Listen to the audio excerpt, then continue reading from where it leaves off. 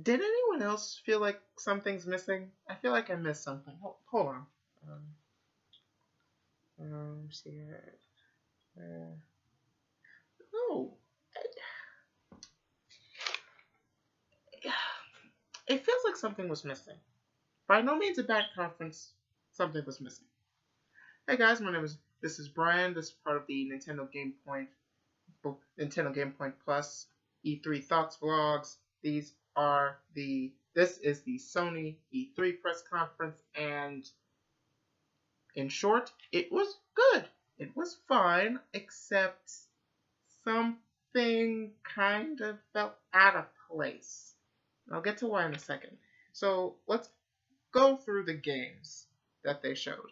And to open the show, not an orchestra, but Indian sitar music, and it's all soft and smooth. And I was kind of like, what is this? I was at first I kind of thought, is this a new game or something, or is this something I'm supposed to figure out? And is it related to anything? And then I realized, oh, it's as I saw the waterfall come down, which was dope. As I saw it come down, I was like, oh, this is from the Uncharted expansion pack, and that's exactly what it was. Uncharted Lost Legacy comes out this summer. It comes out soon in 2017. I don't know the exact date, which is gonna be a bit of a occurrence here.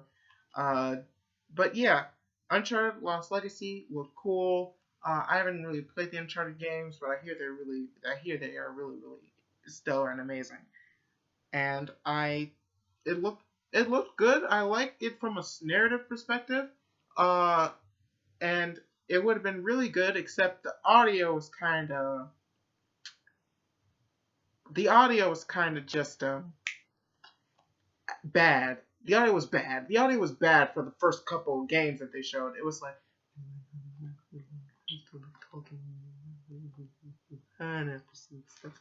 you get that? Did you hear that? I hope you didn't. But yeah, the audio is bad. I'm just gonna put that out there. But anyways, Uncharted Lost Legacy, it looks cool.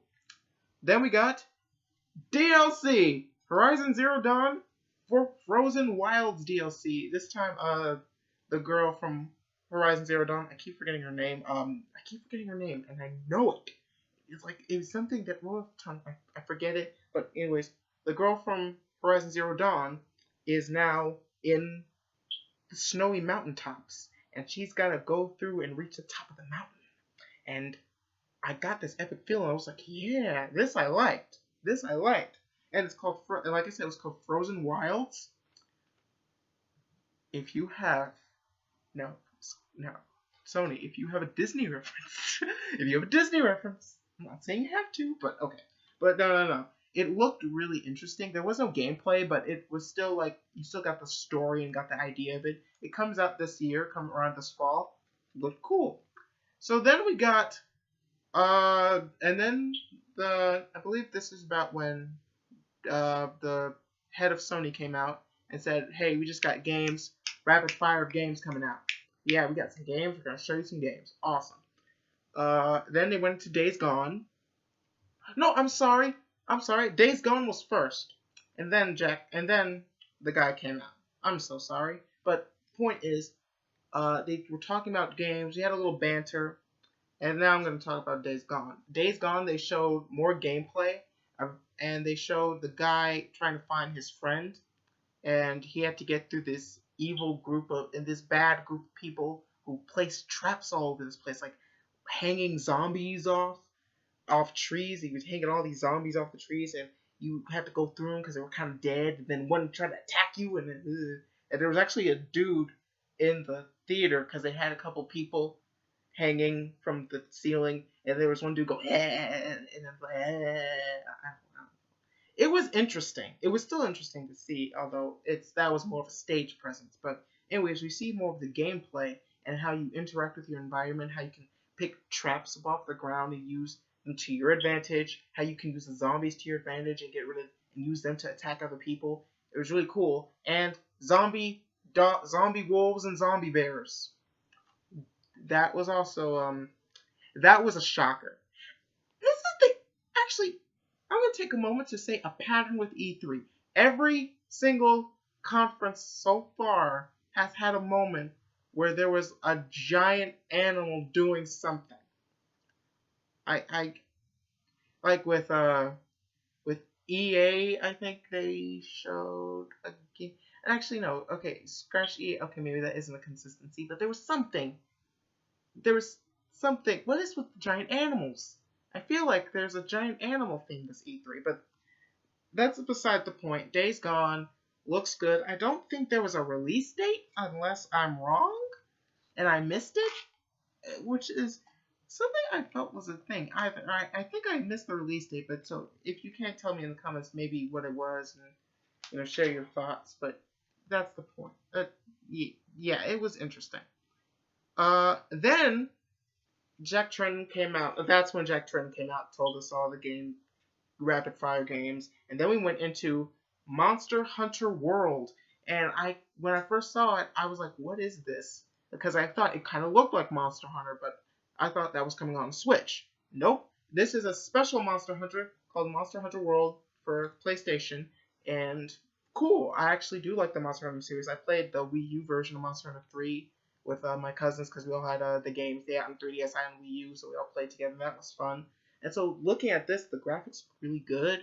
And then there was a point where they were kind of like spray painting or like magically doing something with symbols on the ground to track the monster, I believe. So that was really cool. And yeah, and I like to see this vast world, this world of Monster Hunter World. Yeah, that's kind of how the best way to explain it. Comes out 2018. That's going to also be a recurring pattern. A lot of these games are in 2018, which kind of concern me a little bit, but let's see how it goes. Then going to Shadow of the Colossus HD Remaster. That's about how I can sum it up, because I don't think it was a sequel. It looked like a new version of Shadow of the Colossus. So, yeah. HD Remaster coming out in 2018. I honestly, the only reason I know what Shadow of the Colossus is because I watched JonTron. That's the only way. But other than that, it looked really stunning though. It looked really good. I can tell it had the awesome HD upgrade though. So great. Then we got into Marvel vs. Capcom Infinite. This looks awesome. I love Marvel. I love the Marvel series, period. And so looking at this, it looked really cool. We kind of we got a little bit into the story of what happens, and we see that Ultron has teamed up with this Capcom character who's evil. That's the way I can sum it up. We see that they have to get Thanos because Thanos is super powerful and he knows where the Infinity Stones are. So they have to team up with Thanos, and all of the characters are coming together. Some of the characters are like mind controlled. Like there's a point where Mega Man X was talking to Zero, and apparently he was mind controlled or something. We see Rocket Raccoon get Dante's guns, which is awesome. We saw some fight. We saw a little.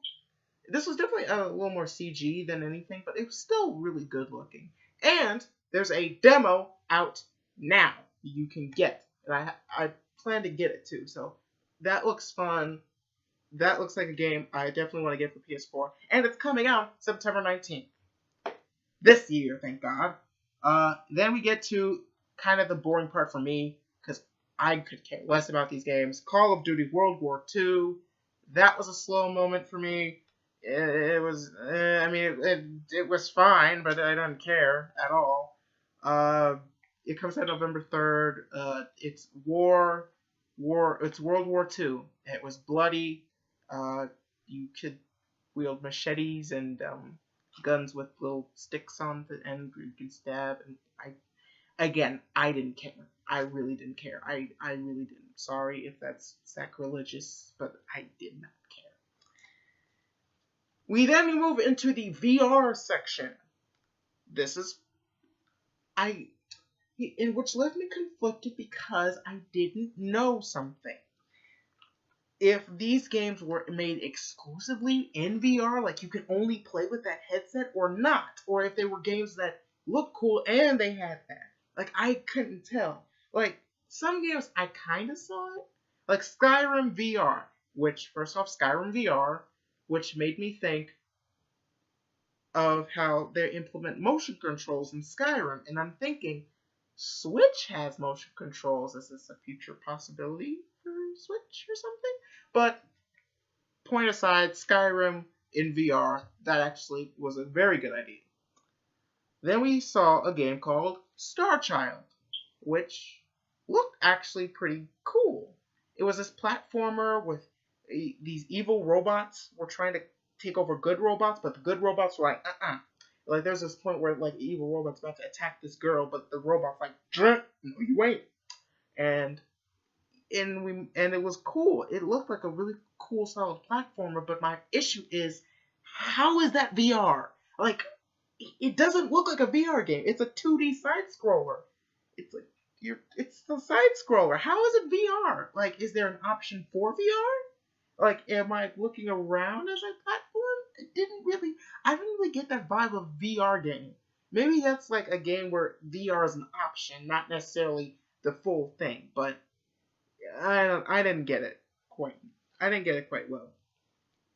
We then saw The Inpatient, clearly a VR game, because it's like this creepy thriller horror game in which you're a patient in some facility, but you like have schizophrenia or get nightmares about stuff, and you don't know if it's real or not, and the hospital's probably creepy. I don't know. It was a game. It was cool. It looked decent. We then got the Final Fantasy 15 VR. It was a fishing minigame. It is fishing. They were fishing up fish. Magical fish and eels and stuff. I mean, it looked cool, but I thought there would be a little more to it than just showing fishing.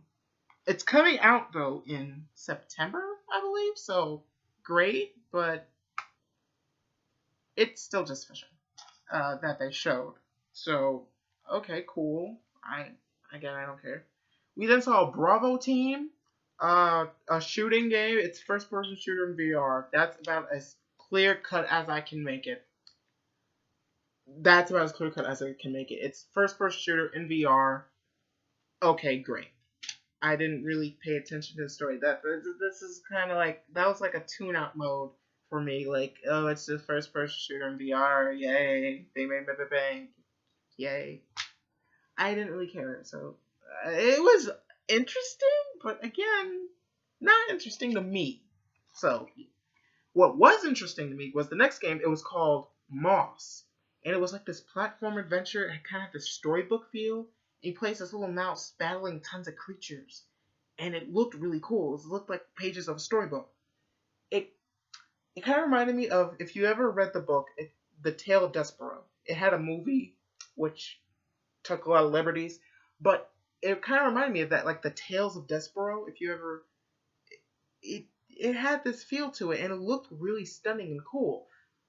I liked it. But again, I'm wondering, how is it VR? It was a platformer and battle thing. It was an action platformer. How is it VR? Why am I putting on goggles? I didn't know. It didn't really specify whether it was a game fully immersive in VR or a game where VR was an option. I'm guessing, I can obviously kind of tell, like this and Star Child were games you could have the option to, but I don't know. I didn't feel like there was a big split between. But anyways, we're done with the VR section. We then move to God of War. We get a little more on the backstory, kinda. We see that Kratos and his son are going like around the world or something, and we see them battle different creatures, and we see the battle mechanics and how there's one point you play as a kid and you play as Kratos.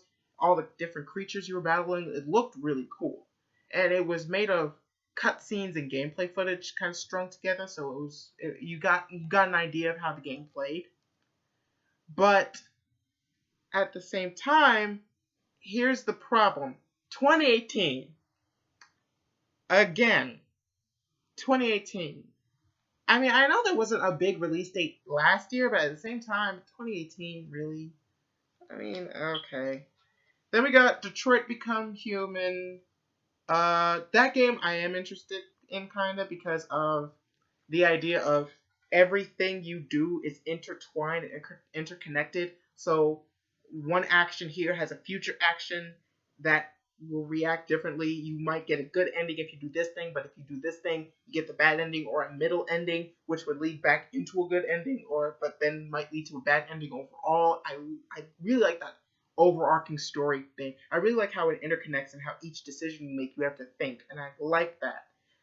It looked like a good game, but it kind of had like this uh generic robots feeling, wanting to not be treated as products that you buy kind of vibe, because it is what it is, because that's exactly what it is. But I don't know, there's something about it that made it click in my mind. So I am interested, but it's still out there. But again, although I don't know the release date for this one. I don't think they mentioned it, but I hope it's not 2018. I hope. Uh, yeah, it looked cool. Then we got to Destiny 2. It was Destiny 2. I already heard about this. We already saw about it. You already know about it. It's just basically the trailer again. Although this time they added in the fact that PlayStation gets exclusive content. About as much as I expected. And then finally, they ended with gameplay of of Marvel Spider-Man, which looked awesome. That was definitely the high point of the show, which was the end of the show, but it was a high point. We saw the gameplay, how it reacted. We saw Spider-Man using his moves, using his webs to stop enemies, how he had to dodge them using his spider sense, how he had to battle these people with like black electricity and black electricity weapons and staves, and this one dude who conducted it or something, and it looked really cool. And you swung through the city, you were using web shooters trying to stop this. You're on a helicopter, and you're connected by this tank, or like this tank of, like an old tank that got pulled off a building. It looked amazing. It looked fast-paced. That game looked fun. And I'm interested. And at the end, they teased Miles Morales. They teased my boy. They teased my boy, Miles Morales. They teased Miles Morales in that at the very end, and that made me excited because I was like, oh snap, Black Spider-Man. Yeah. So, but again, guess what year it comes out? 2018. Yeah, it comes out 2018. I don't know. I think what really gets it, what really makes it odd for me in this conference as a whole is a combination of a few things. One, guess what 2.5 games weren't shown? The Last of Us Part 2, Death Stranding, although they said previously that was going to be here. I don't know about Last of Us. And they did mention the Crash Bandicoot. Now, they did have a trailer for it earlier, not before the show, so that, at least I understand, that's why it's getting half, and that's why I'm not really focused on that. But at the same time, we didn't hear about any of that. And I felt like that made a lot of gaps in the show that they kind of filled with little. They filled it with little, and that kind of is upsetting to me. And the title that they did show the titles that they did show, some of them were strong. All of them were really strong in their own right. But at the same time, they're either stuff we kind of already know about or coming out in 2018. And some of them I don't even think had a date. And some of them, like most of the VR titles, unless I'm an idiot and missed it, I don't think we got dates for those. So I'm left conflicted and kind of wondering what's happening.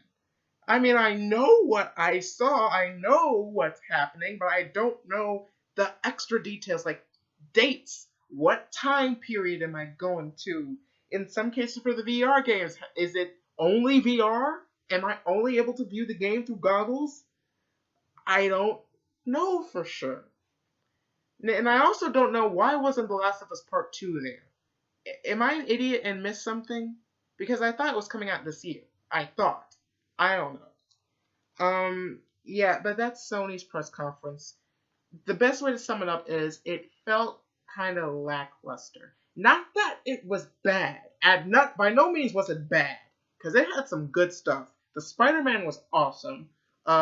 These bits we got of God of War and Detroit Become Human were really good. I thought Days Gone looked interesting. Marvel vs. Capcom, I'm downloading that demo probably tomorrow because I'm hungry right now. But uh, but the stuff we saw was good. But I felt like there weren't as many strong titles like last year. Like last year we got God of War and Spider-Man, but we also got First Look at Detroit Becoming Human. We got Death Stranding. We had Resident Evil. We had a lot of those stuff. And here we don't have as much. And I feel like there was like gaps missing. Like there's something missing in this show. Like to really give it something. And I don't know what. It's kind of like when like the intent of like it's like the titles that they showed here they were going through really quickly. And it's also another thing. The live show went quick. Like there was like the dude who was the head of Sony came out twice, and no other developers came out at all. So there was only 2 moments where a dude came out, and it was the same dude, and it felt like they were rushing through the titles, like, and not giving them a lot of time. Like, granted, they did give them a good amount of time for us to see and for us to settle and get an idea of what's happening, but at the same time, it still felt like we were rushing through them. So that's why I feel like I missed something, because I felt like you went through these small titles, but I didn't see a lot of big hitters in my mind. So yeah, the best way to sum it up is it was good, but it felt like stuff was missing. If that makes sense. I hope it does. Anyways, that's it for Sony. Thank you guys for watching. I hope you stay tuned. Also, something I should mention, not only for this video, but for all of my E3 coverage videos and on the blog, on YouTube, wherever you want, leave a comment. Leave a comment. Let me know how you feel. I want to know how you feel. It's not just me talking. I am one person in a matter of millions who feel something about this. Let me know. Let me hear your opinions, because your opinions matter. I'm very serious. Your opinions matter. See, thank you guys for joining. Stay tuned for tomorrow, because tomorrow we get to the point of the name of the blog. I hope you guys enjoy it, and I hope you guys stay tuned. See ya.